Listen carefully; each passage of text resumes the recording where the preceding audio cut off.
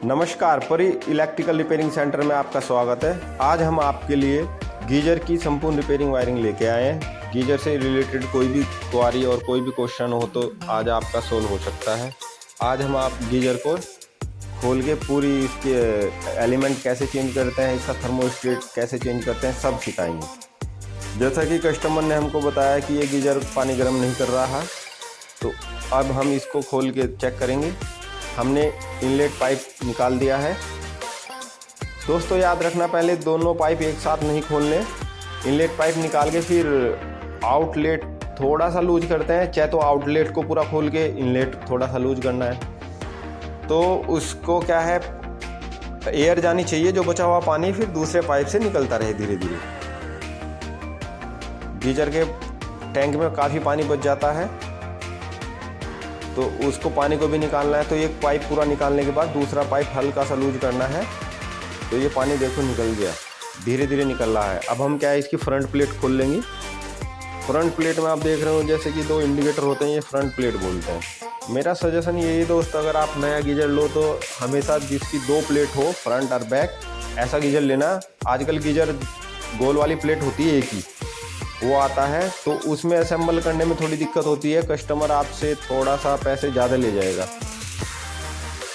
तो इसलिए आपको थोड़ी सी नॉलेज दे दूँ। दो प्लेट होती है तो उसमें रिपेयरिंग करना आसान हो जाता है। ये देखिए हमने फ्रंट प्लेट हटा दी है, पीछे की प्लेट भी हटाएंगे अब। तो गीजर का यही कारण कोशिश करेंगे कि क्या कारण है क्या नहीं। पीछे की भी प्लेट हटाते हैं दोस्तों। आज गीजर की अगर स्टेप बाय स्टेप थोड़ी बड़ी हो सकती है, लेकिन सब जानकारी मैं दे दूंगा आपको दोस्तों।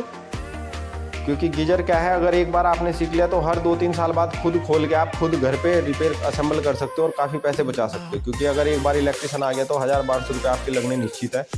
कि रोड भी लाओगे आप, उसको भी खर्चा दोगे, तो वो सब बच जाएगा। सिर्फ आप थोड़ी सी सावधानी से ये वीडियो देखोगे तो सब जानकारी आपको प्राप्त हो जाएगी। खुद घर बैठे खुद रिपेयर कर सकते हैं, किसी को बुलाने की ज़रूरत नहीं है। अब पीछे हम थर्मोस्टेट रिले ब्लैक सी है, वो भी निकालेंगे। फिर इसके कनेक्शन है, हीटिंग एलिमेंट के 2 कनेक्शन है दोस्तों। ये जो हम स्टेप बाय स्टेप निकाल रहे हैं, ये सावधानी से निकालना, बोल्ट हो जाते हैं क्योंकि।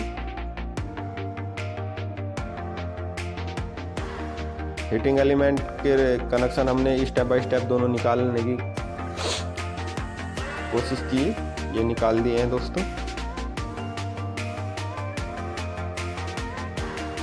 ये थर्मोस्टेट पे पीछे रोड लगी होती है। थर्मोस्टेट ये ट्रिप का काम करता है, जब गीजर में पानी गर्म हो जाए तो यही ऑन ऑफ करता है। ये ब्लैक वाली जो आप देख रहे हैं, ये रिले हैं दोस्तों।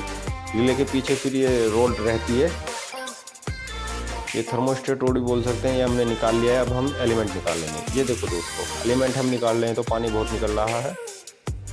तो थोड़ा बहुत पानी बचा होता है, निकलने कोई टेंशन नहीं है। इससे पहले कनेक्शन वगैरह सारे निकाल लेने चाहिए, इसलिए कि पानी से फिर कनेक्शन ख़राब हो जाते हैं। ये देखो कितना कैल्शियम जमा हुआ है। रोड हमने निकाली तो काफ़ी मात्रा में कैल्शियम जमा हुआ है। तो अब हमें गीजर पूरा बाहर निकालना पड़ेगा, क्योंकि ये रोड निकल नहीं रही। तो गीजर के जो बेस प्लेट पे 4 बोल्ट हैं दोस्तों, ये लूज करेंगे, पूरे बाहर नहीं खोलेंगे। ये चारों लूज करके, वाशर भी रहता है इसमें, तो इधर उधर गिर जाते हैं, इसलिए खाली इनको थोड़ा लूज कर लेते हैं। 4 बोल्ट कर ऊपर हल्का सा पुश करते हैं गीजर को, तो नीचे निकल जाता है। जैसा कि आप देख रहे हैं, हमने गीजर नीचे निकाल के नीचे रख दिया है। अब हम रोड निकालने की कोशिश करें तो देखो दोस्तों निकल नहीं रही, बहुत टाइट फंसी हुई है, इसमें बहुत कैल्शियम जमा हुआ है। मेरे दोस्त आजकल ये बोलते हैं हमारा गीजर पानी कम आ रहा है, तो यही कारण है दोस्तों। गीजर में क्या है, कैल्शियम काफ़ी मात्रा में जम जाता है, तो उससे ये पाइप चोक हो जाते हैं और फिर धीरे धीरे पानी कम आना शुरू हो जाता है। जब कैल्शियम पाइप की जगह घेर लेता है, पूरा चोक कर देता है, तो पानी ऑटोमेटिक कम आता है। इसलिए हमेशा 2 साल में एक बार कम से कम इसकी टैंक वगैरह की सफाई करते रहना चाहिए। क्योंकि टैंक की बार बार सफाई होती रहेगी तो आपको ये समस्या नहीं आएगी। आप घर पे भी खुद भी टैंक की सफाई कर सकते हैं। आज अगर आपने ये वीडियो देख ली, स्टेप बाय स्टेप हर चीज़ बताऊंगा दोस्तों। अब इसकी गीजर की ऊपर की प्लेट, ये वाइट वाली आप देख रहे हैं, ये गीजर का जो ड्रम की प्लेट है वो खोलेंगे। ड्रम की प्लेट खोलने के लिए दोस्तों ये 3-4 पेंच पे होती है। कंपनी अलग अलग हिसाब से लगाती है, किसी में 4 भी होते हैं, किसी में 3 भी होते हैं, किसी 8 भी होते हैं, 6 भी होते हैं, तो सबका अलग अलग है। इसमें 4 पेंच है, तो ये खोलेंगे। इन पेंच के खोलने से गीजर की ऊपर की जो प्लेट है ये खुल जाएगी। इसके खुलने से क्या होगा दोस्तों, ड्रम बाहर आ जाएगा। गीजर टैंक से पूरा गीजर टैंक होता है जो, इसको ड्रम भी बोलते हैं हम, गीजर ड्रम, वो बाहर आ जाएगा। इन पेंच को स्टेप बाय स्टेप खोल लेंगे।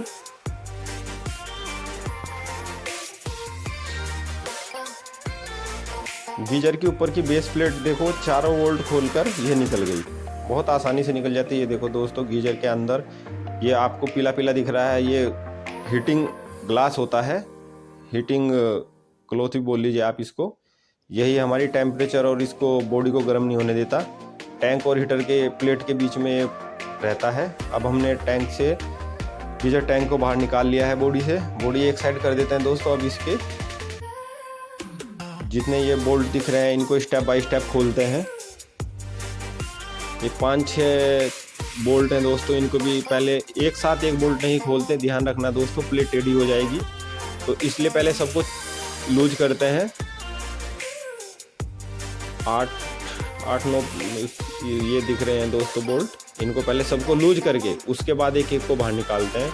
हमेशा मेरे दोस्त आजकल गलती कर देते हैं कि पहले पूरा बोल्ट एक निकाल देते हैं, फिर स्टेप बाय स्टेप एक एक बोल्ट बाहर निकाल देते हैं। ऐसा नहीं करना, क्योंकि फिर उससे क्या है, प्लेट टेढ़ी हो जाएगी और ये लीकेज की समस्या बनी रहेगी। उससे बचने के लिए कि ये लीकेज ना आए, टैंक के ऊपर के जितने बोल्ट दिख रहे हैं उनको खोल लिया हमने। अब इसको बाहर निकालेंगे हम। ये पाइप असेंबली है, पूरी पाइप असेंबली जिसमें हीटिंग एलिमेंट भी होता है, थर्मोस्टेट रोड भी होती है, इनको सबको हम बाहर निकालेंगे। ये सब इसी असेंबली पे फिट है, पेचकस की सहायता से हमने ऊपर पुश किया। अभी देखो दोस्तों बाहर निकल गए। ये वाइट जितना दिख रहा है दोस्तों, ये सारा कैल्शियम है। यही पाइप जो है, मुंह है इसका, यही चोक हो जाते हैं, कैल्शियम ये पूरा चोक कर देता है इनको। ये देखो अंदर जितना वाइट दिख रहा है सारा कैल्शियम है। इसको हम अच्छे से साफ करेंगे। ये देखो दोस्तों, ये जितना है सारा वाइट कैल्शियम है। हम देखो दोस्तों, हमेशा याद रखना, रोड नहीं लाने से पहले इसकी रोड भी लेके जानी है और ये रबड़ भी लेके जानी है। ये हम नई रबड़ और नई रोड लेके आए हैं। ये दोनों आप जैसे सामने देख रहे हैं, 300 रुपये, 250 से 300 रुपये के बीच में ये रोड मिल जाती है। ये हीटिंग रोड है, गीजर की हीटिंग रोड 2000 वाट की आती है दोस्तों, ज़्यादा की भी आ सकती है, अपनी रिक्वायरमेंट के अनुसार ला सकते हैं आप। ये रबड़ है। हमेशा दोस्तों याद रखना, जब भी आप अगर टैंक असेंबली पूरी खोलो तो ये रोड जो आपको ये रबड़ दिख रही है ये भी नहीं लानी है। अब हम आपको एक छोटे से संक्षेप में आपको इसके कनेक्शन समझा देते हैं। जैसे कि ये सामने देख रहे हैं, ये लीड है जो गीजर में जिसके थ्रू कनेक्शन होते हैं। लीड से हमें 3 वायर आते हैं, एक रेड वायर होता है, एक ब्लैक वायर होता है। रेड वायर थर्मोस्टेट या थर्मो रिले है, उसके थ्रू होता हुआ सीरीज में, फिर लास्ट में सीरीज से होता हुआ, जैसा कि आप देख रहे हैं मैं स्टेप बाय स्टेप समझा रहा हूँ। ये दोनों 2 इसमें इंडिकेटर होते हैं, एक रेड इंडिकेटर, एक ग्रीन इंडिकेटर होता है। ये रोड है, ये हीटिंग एलिमेंट रोड है दोस्तों। हीटिंग एलिमेंट रोड में ध्यान रखना, ये जो 2 पॉइंट दिखा रहे हैं, न्यूट्रल तो डायरेक्ट लगता है। ये जो लीड आई है, लीड से डायरेक्ट न्यूट्रल लग गया और फेस थर्मोस्टेट रिले से होता हुआ सीरीज में लास्ट में आ जाता है। ये देखो दोस्तों, ये फेस थर्मोस्टेट में होता हुआ गया और फिर दूसरे एंड से रोड पर आ गया, हीटिंग रोड पर। ये न्यूट्रल है, जैसा कि मैं दिखा रहा हूँ आपको। पहले ये न्यूट्रल है, एक साइड में न्यूट्रल आता है और दूसरी साइड में फेस आता है। ये इधर से हीटिंग रोड में जो है फेस इधर से आता है, ये रिले से होता हुआ। ये एक साइड से रिले से फेस आया, ये देखो दोस्तों। अब हम इसकी टैंक असेंबली करके आपको दिखाते हैं। हम नई रबड़ सीट लेके आ गए, ये पुरानी है, ये नई है। हमेशा नई डालनी है। अगर आपने टैंक कवर को खोला तो हमेशा पुरानी कंजूसी मत करना, पुरानी मत डालना सीट, रबड़ सीट नहीं लानी है। क्योंकि क्या है, इसमें लीकेज की समस्या बनी रहेगी, फिर आपको दोस्तों बार बार दिक्कत आती रहेगी। तो हमेशा ये छोटी सी वो है बस सावधानी, और कुछ नहीं। अब हम टैंक असेंबली इसको पूरी असेंबल करते हैं। हमेशा नई लाने से पहले ये ध्यान रखना है कि पुरानी रोड और जो गोल वाली जो मैं आपको ब्लैक जो दिखाई थी आपको रबड़ सीट, ये नई लाने से पहले इसको लेके जाना है दुकान पे। अब असेंबली हमने कर लिया। रोड हीटिंग रोड हम इसमें डालेंगे।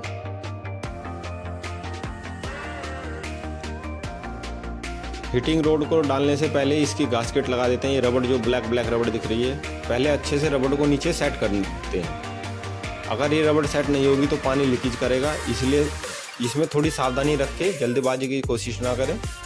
अच्छे से नीचे सेट करके उसके बाद हीटिंग रोड डालेंगे। हीटिंग रोड डालने के बाद इसमें स्टेप बाय स्टेप तीनों पे अच्छे से टाइट करने हैं दोस्तों, क्योंकि अगर आपने ये लूज छोड़ दिया तो ये हमेशा फिर इसमें पानी लीकेज होएगा जरूर।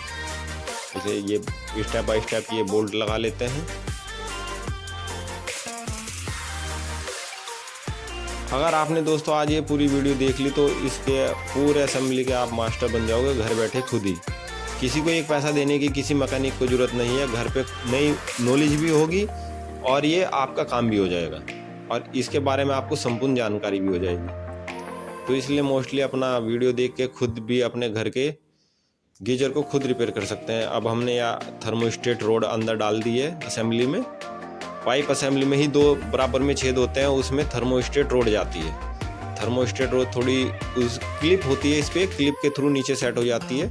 अच्छे से हिला के इसको नीचे अच्छे से सेट कर देना है। ये 2 थर्मोस्टेट होती है, एक मैनुअल रीसेट पे होती है, एक कंपनी सेट कर देती है। ये 65 डिग्री पे सेट होती है दोस्तों। थर्मोस्टेट रोड को अच्छे से नीचे सेट कर देना है। ये आपस में जो इसके कनेक्शन होते हैं सीरीज में होते हैं। एक थर्मोस्टेट रिले को से दूसरे थर्मोस्टेट रिले को आराम से सीरीज में कनेक्शन जाते हैं इसके। जो इससे आउटपुट, एक इनपुट आता है लीड से डायरेक्ट और आउटपुट जाता है इसमें रोड में। हीटिंग एलिमेंट जो रोड होती है, ये आप मेरे सामने देख रहे हैं, ये इंडिकेटर का वायर है।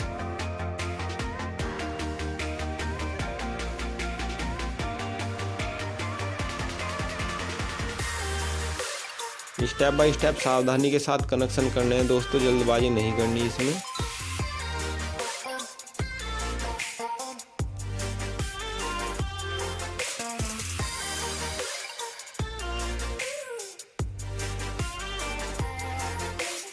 हीटिंग एलिमेंट रोड पर 2 कनेक्शन होते हैं दोस्तों, बस एक न्यूट्रल जाता है, एक फेज जाता है। फेज जो है थर्मोस्टेट रिले के सीरीज में होते हुए आता है। ये फेज का ही वायर है। देखो जो रेड वाला आपको वायर दिख रहा है, ये थर्मोस्टेट से होता हुआ आया है फेस।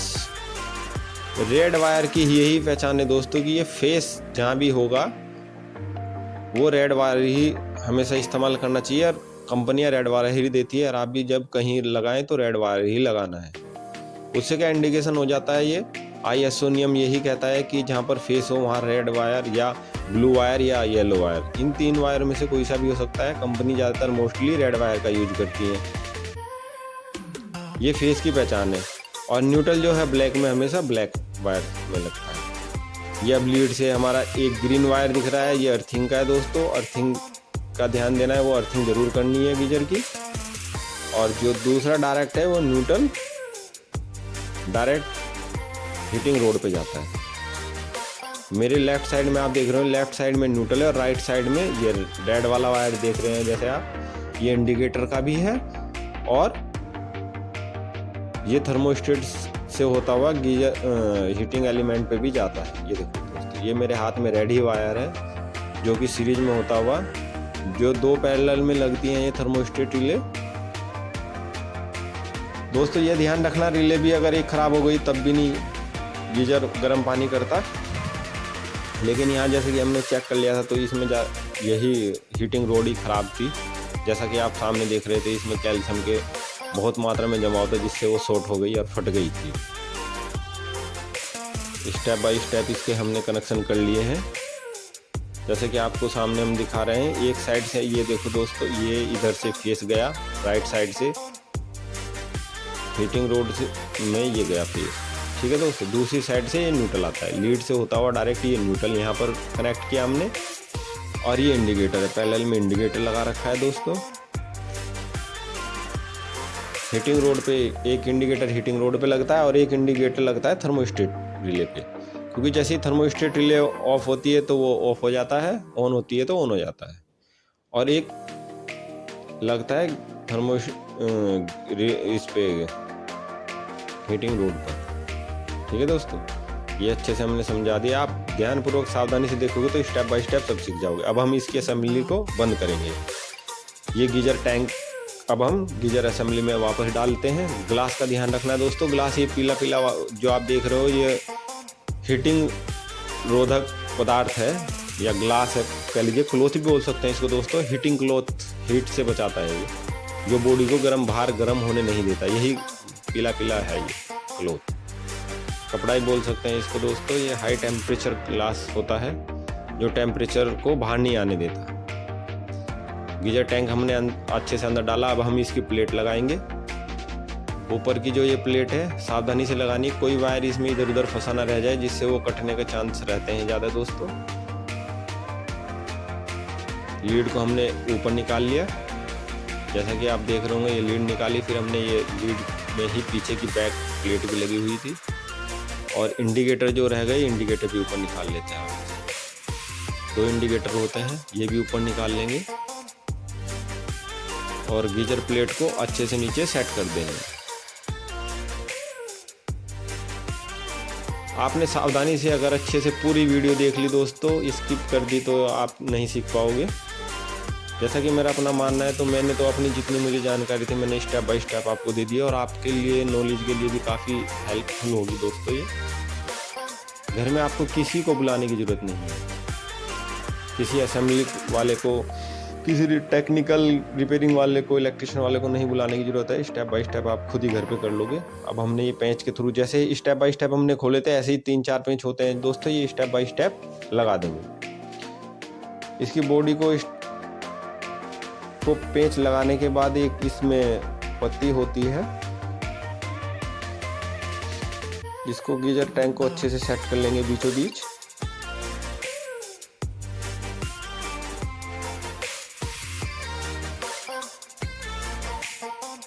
ये टैंक असेंबली को हमने अच्छे से सेट कर दिया है दोस्तों। 3-4 पेंच पे ये होती है।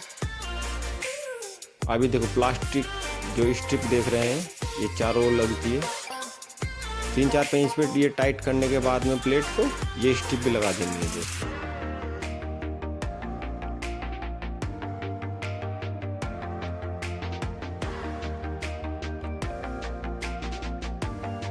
ये स्ट्रिप को ये देखो, ये थोड़ी सी सर्दियों के कारण ये थोड़ी टाइट हो जाती है, तो पेंचकस या प्लास की सहायता से खींचना पड़ेगा। इसको खींचकर ये वहीं पर सेट हो जाएगी। जैसे कि आप देख रहे हैं ये छोड़ी देखो कितनी छोटी हो गई। अब हमें इसको खींचना पड़ेगा, ये टूटती नहीं है दोस्तों। खींच के आराम से इसको एक स्क्रू की सहायता से लगा देना है।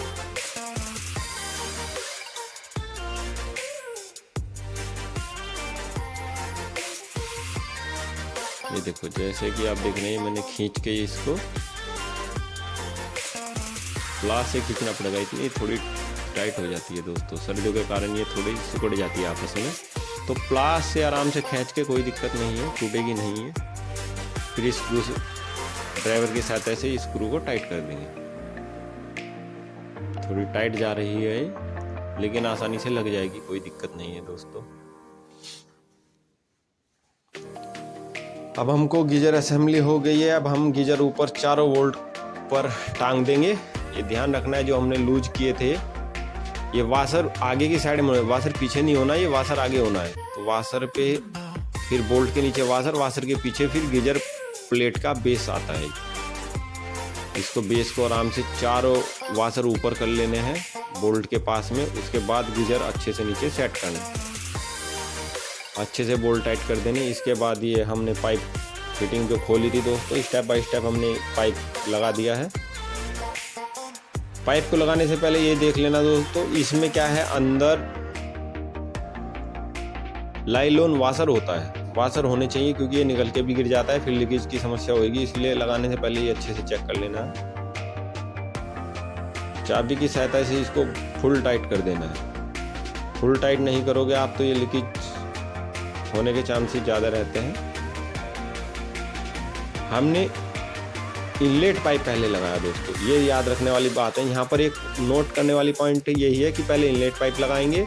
गीजर को ऑन करने से पहले इनलेट पाइप लगा के इसमें पानी को, टंकी को ऑन कर देते हैं। पानी की टंकी को ऑन करने के बाद जब तक गीजर में पानी स्टोर ना हो जाए, तो ये है याद रखना, बस इसको ऑन नहीं करना। अगर आपने शुरू में ऑन कर दी बिना पानी भरे तो गीजर की रोड फिर फूक जाएगी, फिर ब्लास्ट हो जाएगी, वो बस्ट हो जाती है। ब्लास्ट का अर्थ है कि बस्ट हो जाएगी, वहीं से पंचर हो जाता है और वो एलिमेंट ख़राब हो जाता है। फिर बाद में इसको आउटलेट पाइप लगाएंगे हम। यह गीजर की हमने संपूर्ण फिटिंग कर दी है, इसका एलिमेंट चेंज कर दिया है। जैसे कि आप देख रहे हैं, अब हमने टंकी ऑन करके देखी, अब टंकी से कम पानी आ रहा है। अभी इसको ऑन नहीं करना गीजर को, जब तक टंकी में पूरा पानी ना आ जाए अच्छे से, जब तक इसको गीजर को ऑन नहीं करते। गीजर में क्योंकि बड़ा टैंक होता है, इसमें पानी स्टोर होना ज़रूरी है। पानी स्टोर होगा जब हम ऑन करेंगे हीटिंग एलिमेंट, तो बचा रहेगा। क्योंकि शुरू में असेंबली के बाद या नया लगाते हैं तो उसमें ये ध्यान रखना है, पहले इसमें पानी जाने देना है। पानी स्टोर करने के बाद टंकी चला के देख लो कि पानी अच्छे से आ जाए। ये देखो, अब पानी अच्छे से आ चुका है। ये देखिए, पानी अच्छे से आने के बाद गीजर वाली टंकी में, उसके बाद गीजर को ऑन करते हैं। गीजर को ऑन करने के बाद गीजर जब गर्म पानी हो जाता है फिर कट ऑफ अपना मारता है। ये देखो सर, अब हमने गीजर को ऑन कर दिया है। ये आपको डेमो दिखाया है, आप थोड़ा सावधानी रखें। गीजर को ऑन करने के बाद इसमें हाथ ना लगाएं, सावधानी रखें। ये हमने गीजर की संपूर्ण वायरिंग और फिटिंग असेंबली हमने दिखाई। इसकी टैंक कैसे साफ होता है, कैल्शियम कैसे अंदर भर जाता है, तो उसको कल अच्छे से साफ करते हैं।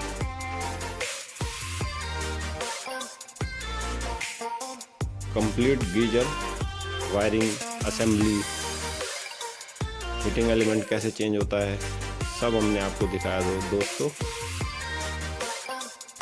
ये अब हम ऑन ऑफ करके आपको दिखाते हैं।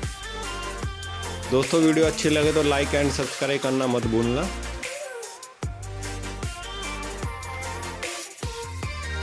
ये कंप्लीट गीजर फिटिंग।